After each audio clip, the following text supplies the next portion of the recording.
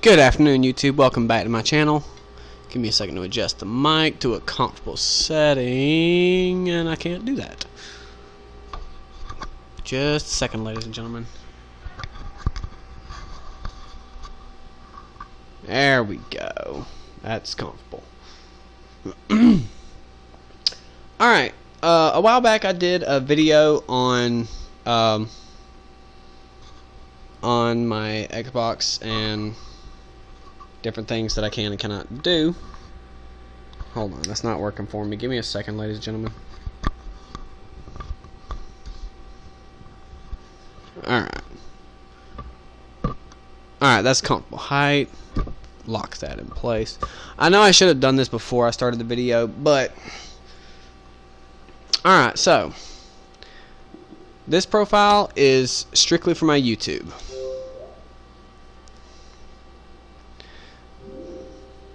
So I'm going to be showcasing an entirely different game today. Some of you may be thinking, but Christopher, you only showcase the older games. What are you doing on a 360? Isn't that kind of new-ish? Yeah, it is kind of new-ish. However, I'm going to be highlighting a very, very old game that Xbox redid.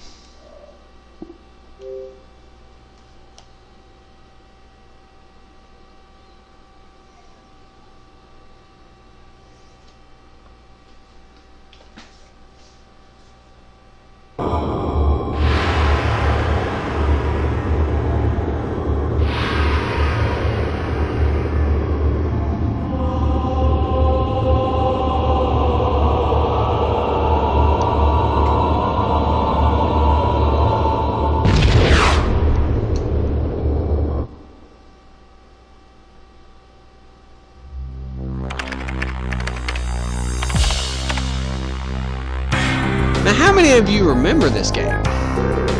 Game has continue playing offline for now. Let's save to hub 2. How many of you guys remember this? Quick background and history. Perfect Dark comes from the same creators that brought us GoldenEye 007. GoldenEye 007 was hands down the most popular game ever to grace the Nintendo 64. GoldenEye 007 changed the way that we played shooter games. It was the first intense first-person shooter. It was the first one. Really and truly, it was the first-person shooter. I think. No, I take that back, because we had Doom and Castlevania, Wolfenstein, a couple others. But GoldenEye 007 really revamped the way that we played first-person shooter games. So I'm going to start this off. Let's go to the Carrington Institute. Hold on. Open options. Controls. Does not help me. Settings. Control. There we go. There we go. Yes, I'm a little bit old school. I have to invert my controls. Now we look around. Here's our office.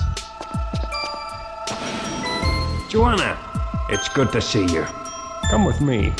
I'll walk you around the training rooms. Alright, Mr. Carrington, we're going to follow you and have a look around and see what this place is all about. I mean, from the music to the general layout, the graphics, the storyline. The information center is through this door.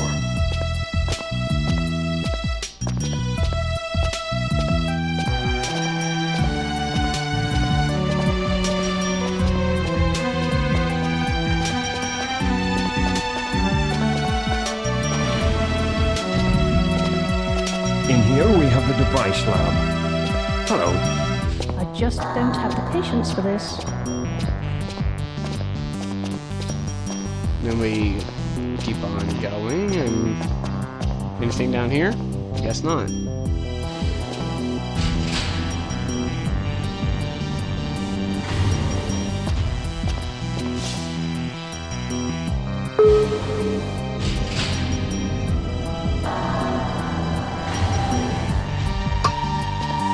Whoa, hold on, Mr. Carrington. Right behind you.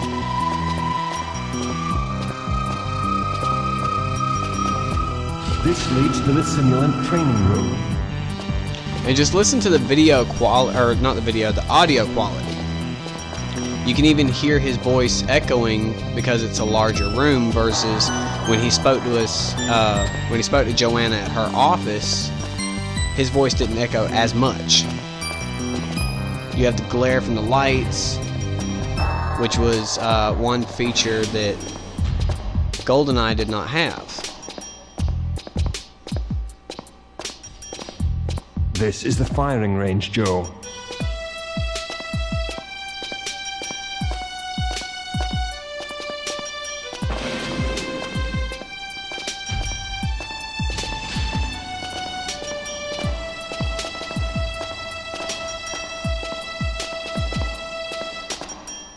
This corridor leads down to the hangar.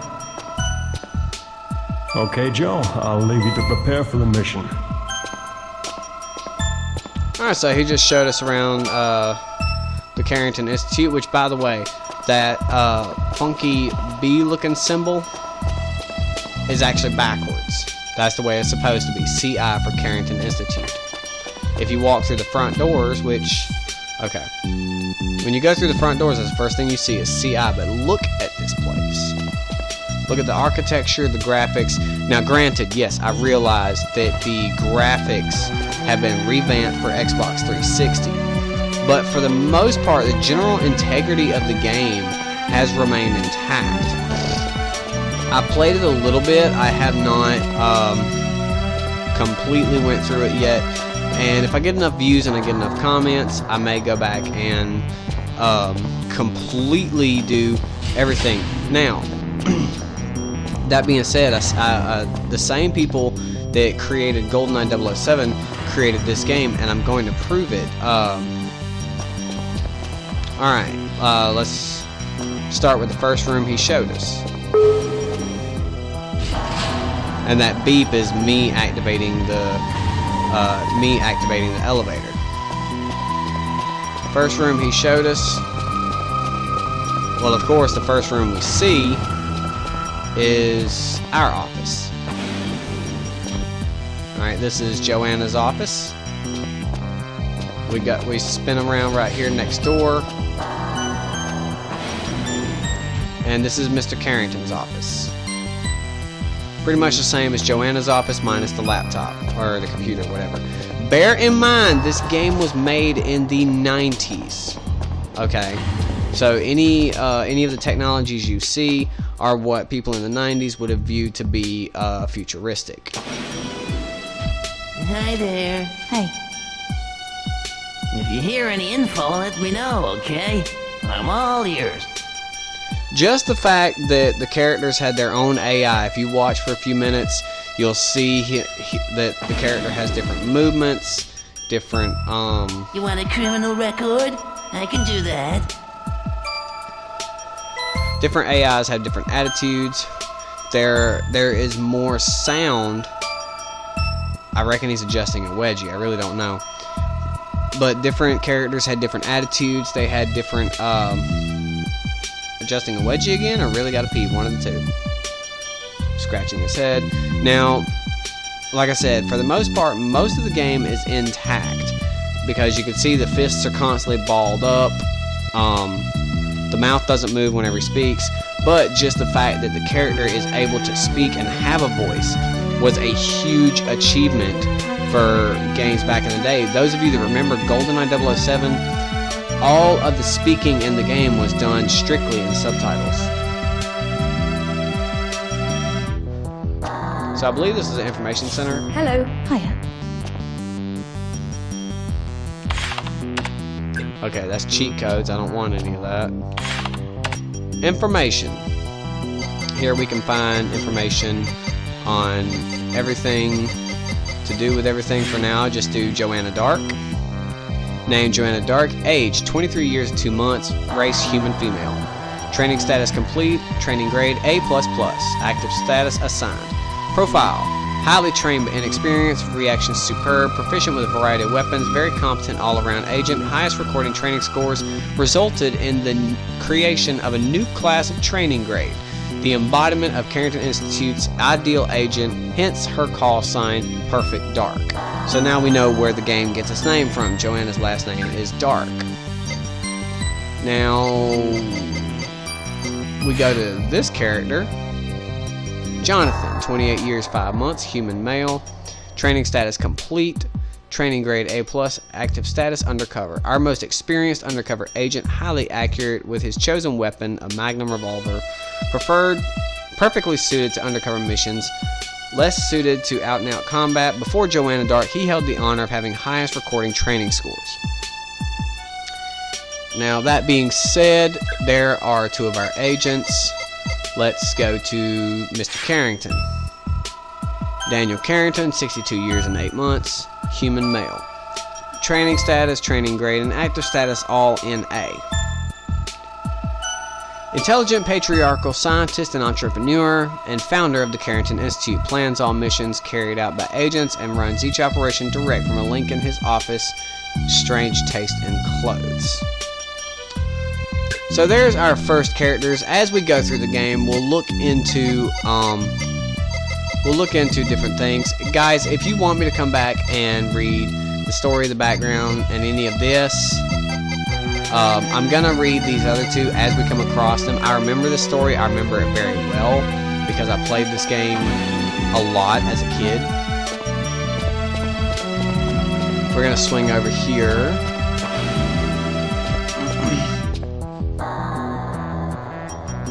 Let's see. Is she gonna say anything to me? Reckon not.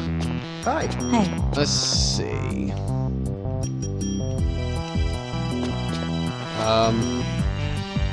I guess I have to go to this one.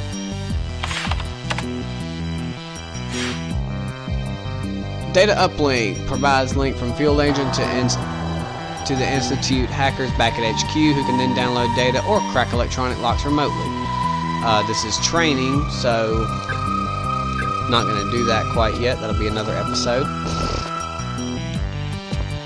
Maybe I'm not standing right. I guess information pops up in that terminal as I complete the training, which, as I said,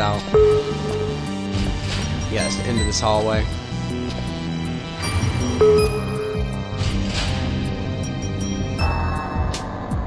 And as more information comes up, I'll highlight different things. Hi, what can I do for you? Hi. Don't you have a life? Stupid question, I suppose. This room is entirely black. It acts kind of like a green screen of sorts. And this is hollow training. This is different training sessions, different training environments. Once again, that'll be another video. The room is well lit, but there's not any glare, if you'll notice.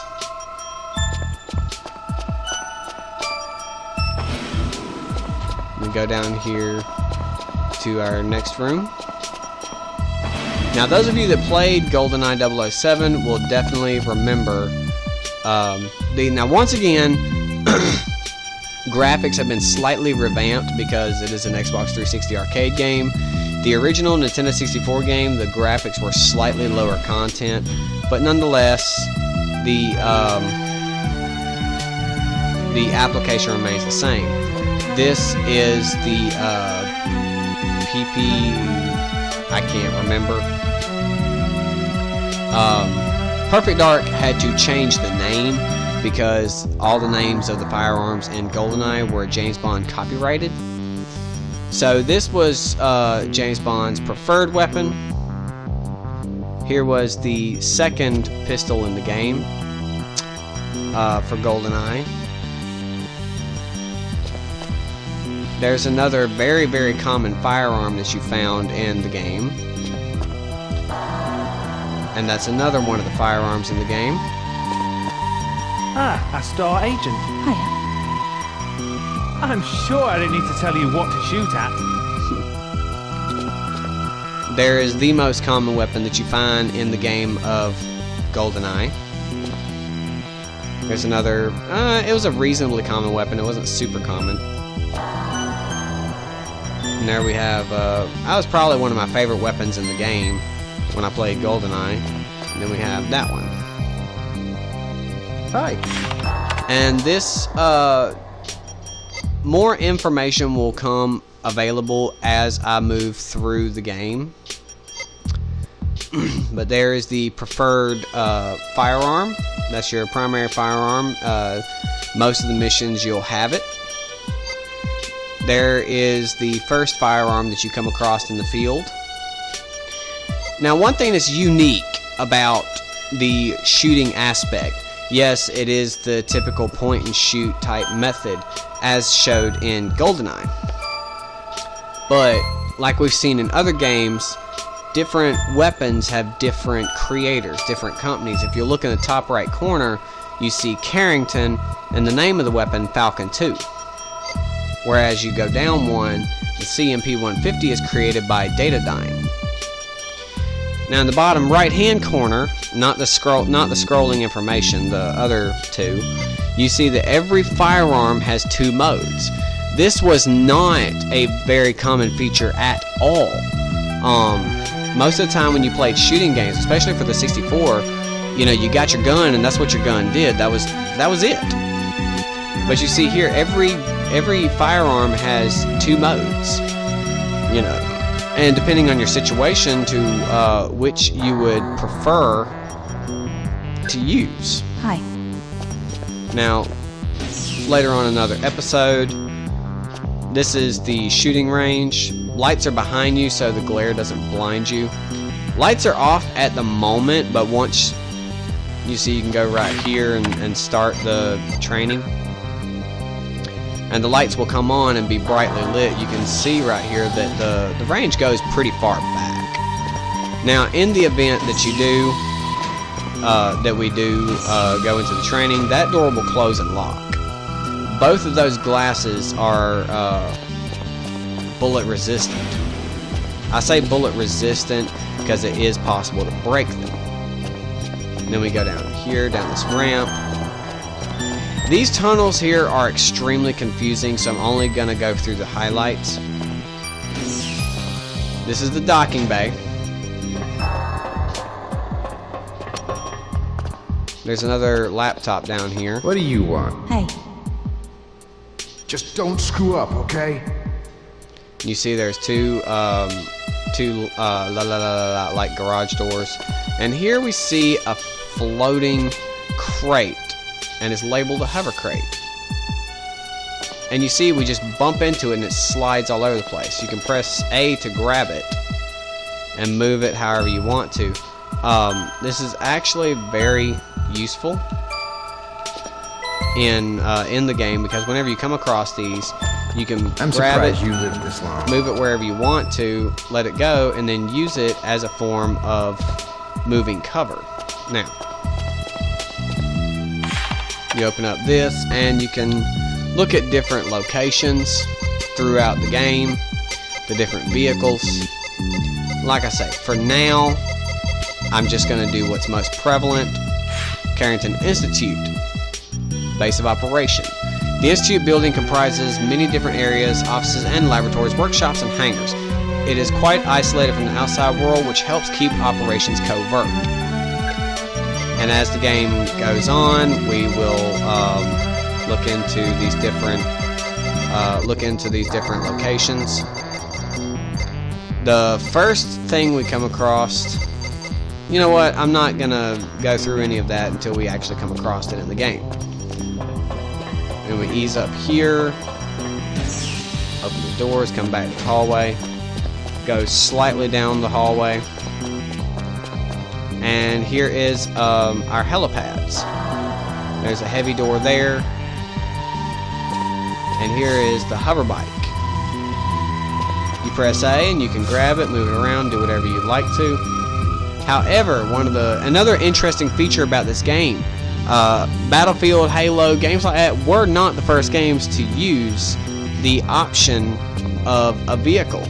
You double tap A, you can move side to side, front, back, And this thing actually goes pretty fast. And you can ghost ride it.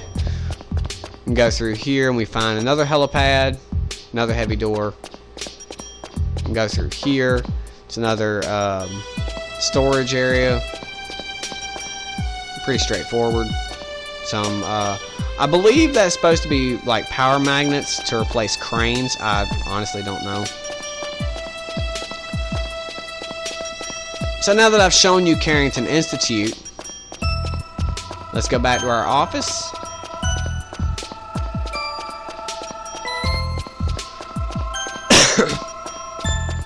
By the way, if you ever do decide to pick up this game and play it, whether you play it for Nintendo 64 or Xbox 360, the pause button will bring up you see that little cable that kind of pops up on the side of the screen?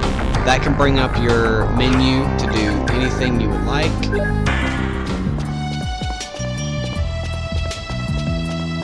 Or, if you're feeling proper and fancy,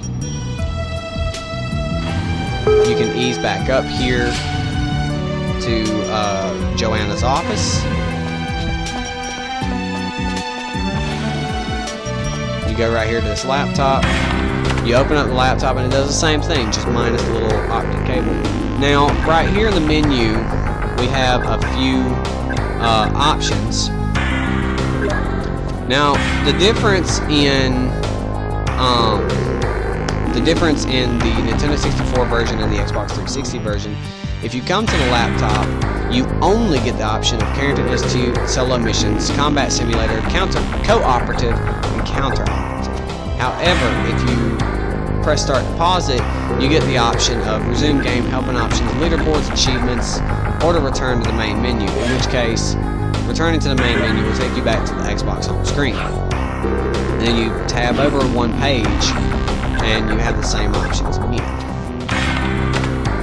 Now, Carrington Institute is where you go to train.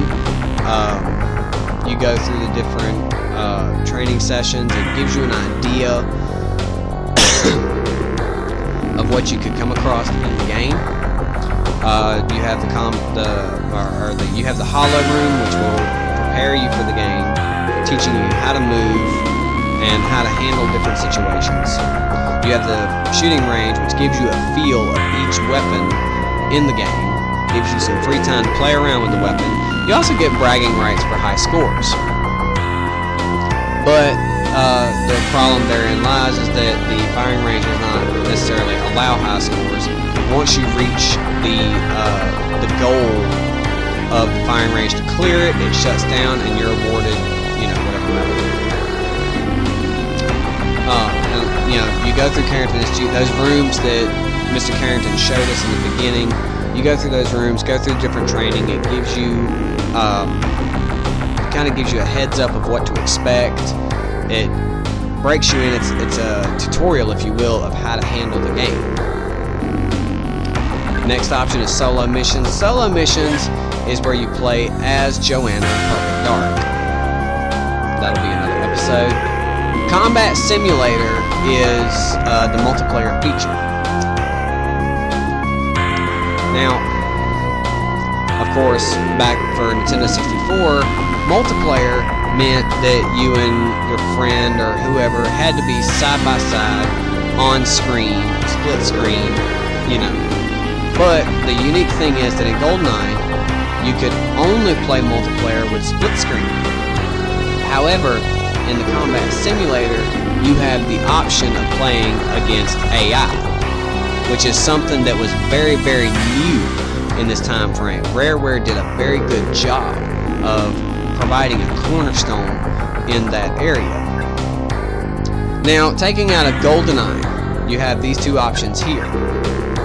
And GoldenEye did it, and of course Rareware carried it over to this game. Cooperative is where you and a friend can play a mission together. Once again, back in the days of Nintendo 64,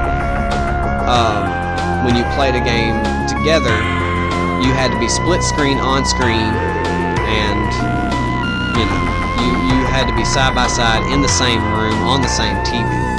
Whereas with Xbox Live, you can play with someone across the world, you can play with someone in the next room, or you can do it side by side like video games started out. The difference is cooperative, you and your friend work together to accomplish the mission. Counter-operative can be a fun little spin-off where player 1 plays as Joanna Dark, Joanna Dark. You don't play as anyone else except in the bonus missions. Counter-operative, player 1 plays as Joanna Dark. Player 2, however, will play as someone else in the game. Never a key character though, because our key characters have their own AI, they have their own actions, and they have their own part to play in the story, in the game, to provoke a reaction out of us, or to tell the story, or to play their role, to play their part, just like a movie. But in counter-operative, player 2 plays a random character in the game, and the purpose is for the counter-operative to stop, or player 2 to stop player 1 from completing the mission. And of course, the object of player 1 is to complete the mission. So anyways, that is Perfect Dark. That's just a quick overview. That's roughly getting us started, getting a feel for the game. Tell me what you guys think. In my opinion, Perfect Dark was one of the greatest games ever created, and I have love for the Nintendo 64 version as well as the revamped version for Xbox 360. And another thing about Xbox 360, if we go over here to the achievements, we have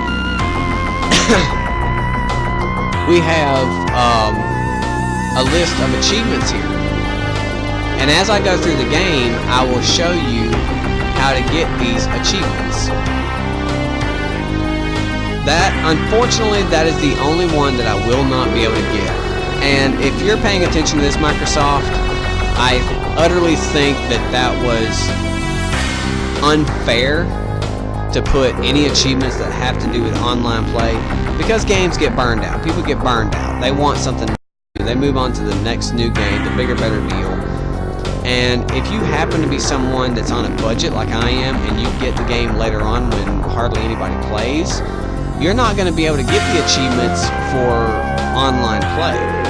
Now on my normal profile, I do have a handful of achievements from online play, and I was fortunate enough to play certain games that were, I suppose, in style at the time. So alright guys, tell me what you think. Tell me,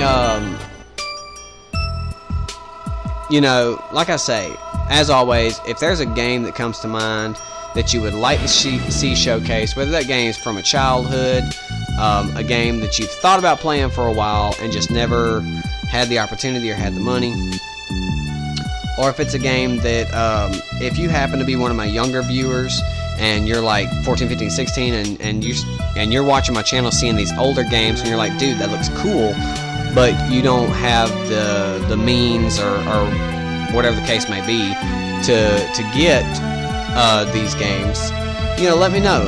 If I don't have it, I'll get it. I'll showcase it just for you. Right now my subscribers are low. I'm not getting very many comments. I'm not getting very much feedback. And so any comments, any suggestions, anything, I would be more than happy to do. Alright, so ladies and gentlemen, next time on this episode, we'll run through some of the training programs, we'll run through some of the office stuff here, and we'll get Joanna ready for her first mission. So click that subscribe button if you want to see more. You have an idea, a thought, anything at all, hit me up in that comment section. If you like my video, like what I do, hit that like button. It lets me know I'm doing what you like. So until next time, ladies and gentlemen, I am Christopher Lamar.